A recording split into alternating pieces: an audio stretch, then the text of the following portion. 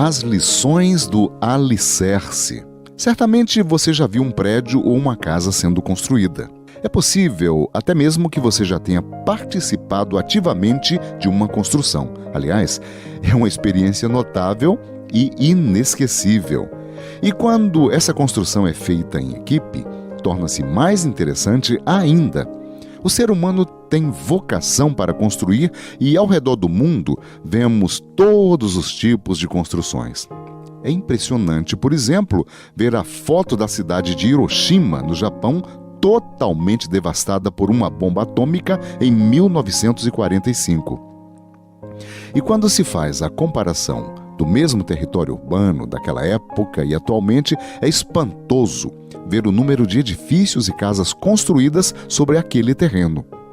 E prédios que são dotados de toda a tecnologia necessária para suportar abalos sísmicos, os terríveis terremotos.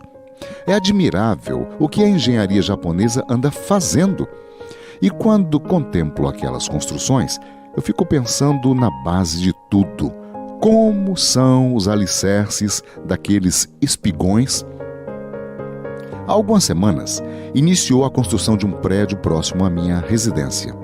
E por se tratar de um terreno irregular, meio montanhoso, em um sábado pela manhã, eu resolvi acompanhar o trabalho daqueles engenheiros, mestres de obras e operários da construção.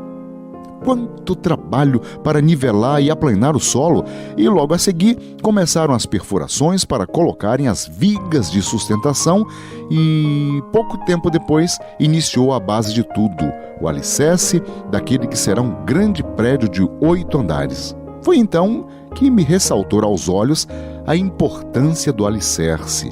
Eu nunca tinha pensado com detalhes de como o alicerce é fundamental em uma construção. Então pensei em algumas lições que o alicerce de qualquer casa ou edifício nos ensina. Primeira lição: o alicerce é muito feio. Eu fiquei observando a imensidão do buraco para que fosse colocado lá dentro pedra, cimento, concreto e os ferros. Nunca é uma obra de arte. E observei que enquanto os operários cavavam, faziam comentários sobre muitas coisas, menos sobre o alicerce. Os homens não sabem o que falar dele. Segunda, não existem admiradores de alicerces. Os compradores se admiram da estrutura do edifício, contando sempre do andar térreo ou, quando muito, do porão. O alicerce nunca é contado. Não há o que conversar sobre o seu tamanho. Quem, por exemplo, perguntaria: o alicerce é raso ou profundo? As pedras, o cimento e o ferro colocados ali são de boa marca? O alicerce é mesmo confiável? Terceira, o alicerce nunca aparece. Geralmente, quem aparece em uma obra são os andares que se mostram garbosos e exibicionistas à custa do alicerce. E quanto mais alto sobem, mais garbosos ficam. E pelo fato de não aparecerem, não podem ser valorizados. Quarta, o alicerce não conhece conforto. Lá onde fica, não tem ventilação, não tem vidros verdes, não respira, nunca é lavado, não tem tapetes macios sobre a sua estrutura e, sobretudo, não tem conforto. É muito austero, rígido e nunca muda de forma. Quinta, o alicerce vai fundo para sustentar os andares vistosos. Quanto mais andares dependem dele, mais fundo tem que descer. O alicerce é profundo. Aliás, as gigantescas pontes que cobrem rios e mares têm alicerces seguros e firmes.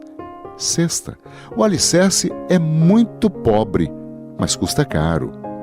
Em si, é mais rico do que os andares de um prédio, mas não parece. O alicerce serve mais do que todos os andares juntos. A missão dele é sustentar permanentemente o peso da construção sobre si enquanto o prédio durar. Não tem descanso. Sétima, o alicerce não é vaidoso e não fere ninguém. Por acaso, você já ouviu alguma notícia sobre um prédio que ruiu, veio abaixo, cujo alicerce feriu dezenas de pessoas? Alicerces nunca ferem.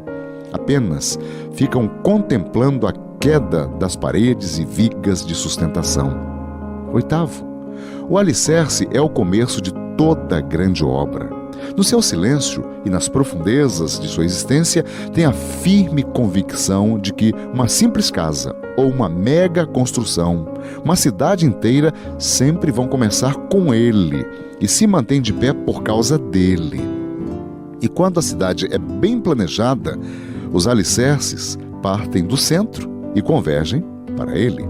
Todos vivem em função do centro. Cidades e prédios sem alicerces profundos não crescem para o alto. Para cada metro de construção para cima, é preciso ter 2 metros de construção para baixo. Crescimento exige aprofundamento. 9.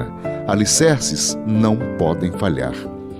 Há cidades inspirando cuidado aos engenheiros porque a maioria de seus edifícios foram construídos às pressas, sem planejamento. E por não possuírem alicerces profundos, esses se deterioram porque não foram feitos para durar para sempre. 10. Alicerces nunca serão agraciados por prêmios. Geralmente, quando um prédio é bonito, quando seu desenho é arrojado e a sua aparência se destaca, geralmente concorrem a prêmios de beleza e seus andares são fotografados. Mas por acaso, alguém já viu um prédio ganhar um prêmio por causa do seu alicerce? O apóstolo Paulo, escrevendo aos cristãos da cidade de Corinto, se expressou: pois ninguém pode pôr outro fundamento, outro alicerce, além do qual já está posto, o qual é Jesus Cristo. 1 Coríntios 3:11.